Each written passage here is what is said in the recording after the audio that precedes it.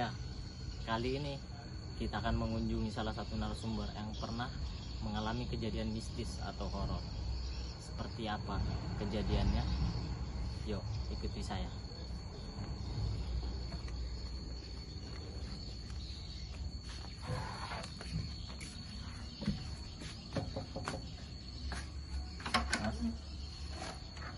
Ya,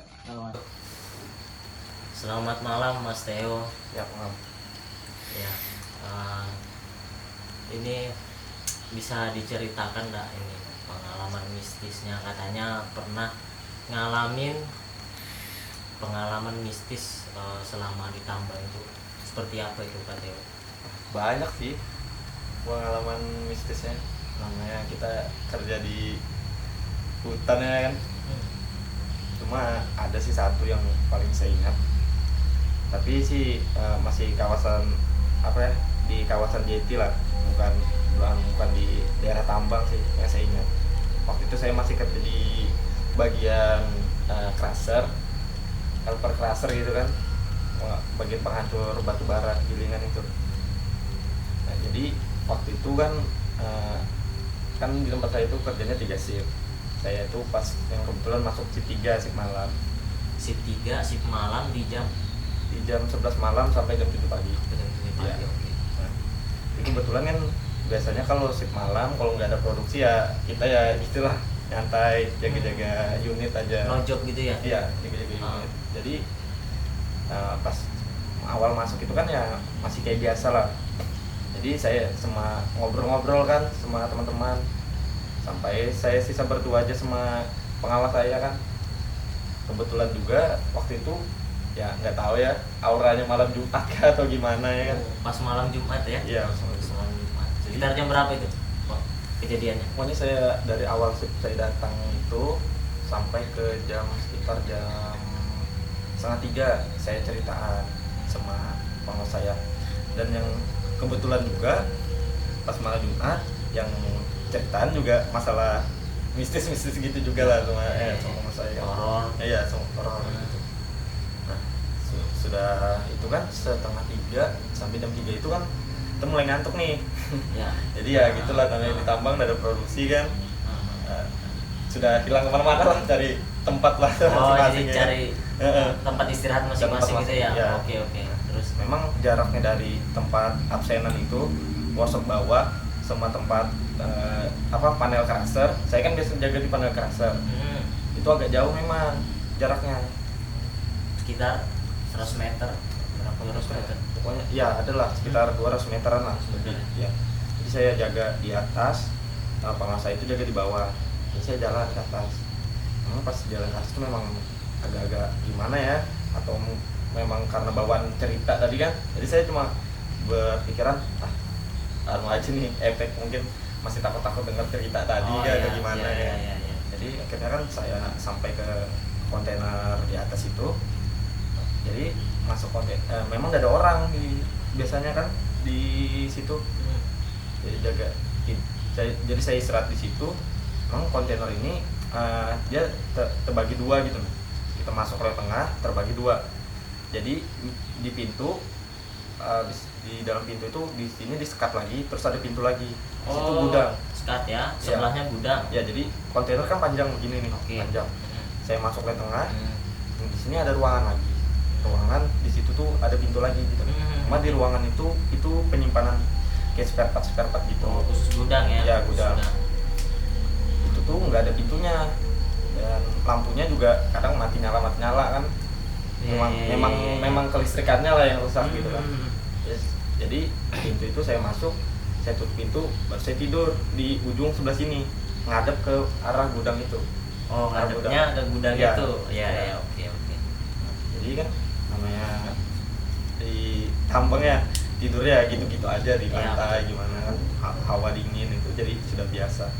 Jadi tidurnya saya udah lama, sekitar jam 4:30 5:30 nih kan lampu gudang itu memang biasa kan nyala hidup kan. Saya udah biasa juga ngeliat, jadi ya Kayak error gitu ya? pikirannya biasa aja. Habis itu nggak lama lampu kontainer tuh mati semua. Mati semua karena Nah itu nggak tahu kan memang genset kelistrikan yang buat mencakup semuanya itu di bawah, di tempat pengawas saya jaga. Jadi saya pesan itu, saya sudah posisi sudah ngantuk betul kan, tiba-tiba gelap, mati lampu. Mau buka mata malas-malas juga kan, masih setengah sadar ya, gitu ya, setengah sadar. Cuma memang saya sangat dalam keadaan setengah sadar itu, saya ngelihat ke arah pintu itu, memang pintu itu kayak ketutup gede, kayak ada orang berdiri lah depan pintu itu, ketutup orang kayak gitu wujud. Iya, cuma saya namanya gelap kan, kayak bayangan aja sih. Oh, jadi ini masih setengah sadar terus buka mata sedikit ngelihat ke arah pintu situ. Aduh, begini betulan ya. Jadi kan ya jadi ngerasa kayak ada orang di dalam situ kan. Cuma saya masih nggak berani buat buka mata kan. Jadi saya coba lanjut tidur nih. Cuma memang perasaan udah nggak enak gitu kan. Sampai 5:30 pagi lihat HP. 5:30 pagi kok lampunya belum nyala gitu kan. Saya coba lagi tidur lah sampai sekiranya 6:30, soalnya kan saya kerjanya dari jam 11 ke jam 7 pagi. Biasanya di 6:30 pagi itu sudah ada shift sebelah kan yang datang, jadi mungkin nunggu shift sebelah datang aja gitu. Sampai 6:30 pagi masih nggak ada shift sebelah yang datang gitu kan. Cuma pokoknya posisinya itu masih jam 6 kah atau nggak salah, jam 6. Dan saya tuh kayak ngelihat bayangan ini makin maju gitu. Karena mungkin pikiran saya, karena saya atau sugesti dari cerita pertama atau gimana kan, waktu awal shift saya datang sama pengawas itu. Jadi ya saya coba berpikir aja, relax aja gitu. Cuma dalam keadaan takut juga masih ya kan. Jadi saya cuma pejam aja gitu. Sampai akhirnya 6:30 pagi. Nah, di 6:30 pagi itu sudah nyala kan lampu kan. Akhirnya saya tanya ke foreman saya, tadi malam di kontainer itu kenapa listriknya kok mati? Saya bilang, aku semalam nggak ada tidur katanya. Aku semalam nggak ada tidur yuk. Aku lihat kontainernya nyala aja. Dia bilang kayak gitu. Nah, terus habis itu teman apa respon?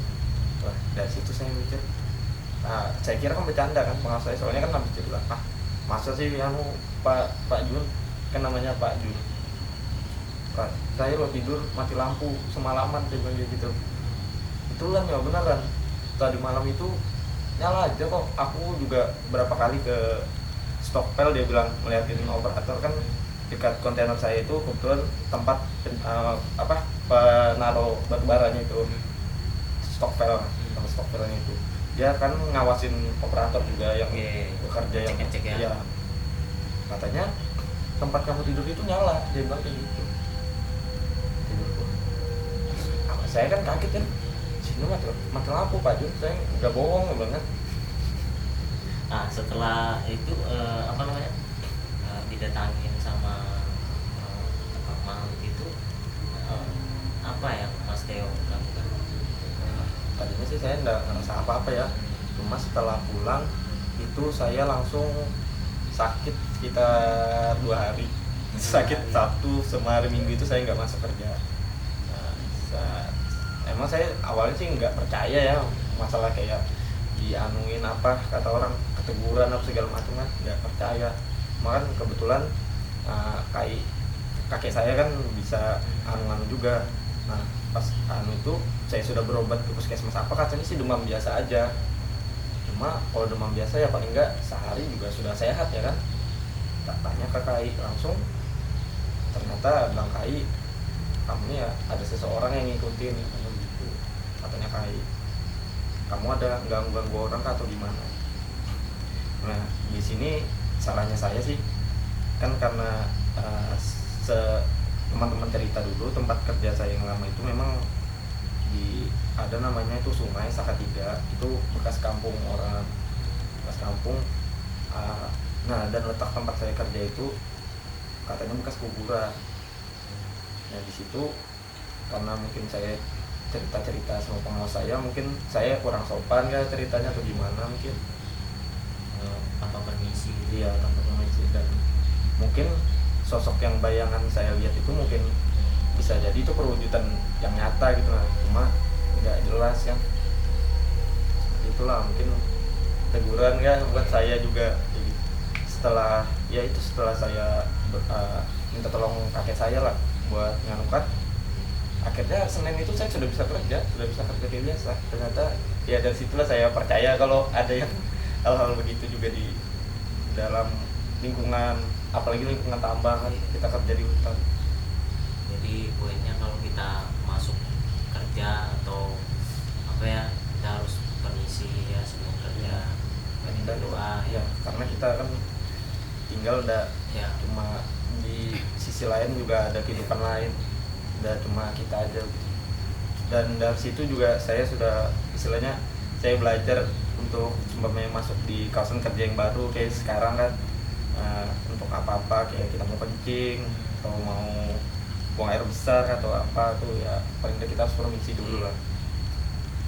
Oke Mas Tio, terima kasih atas waktunya Ya. dan pengalaman bisnisnya yang ya sangat seram.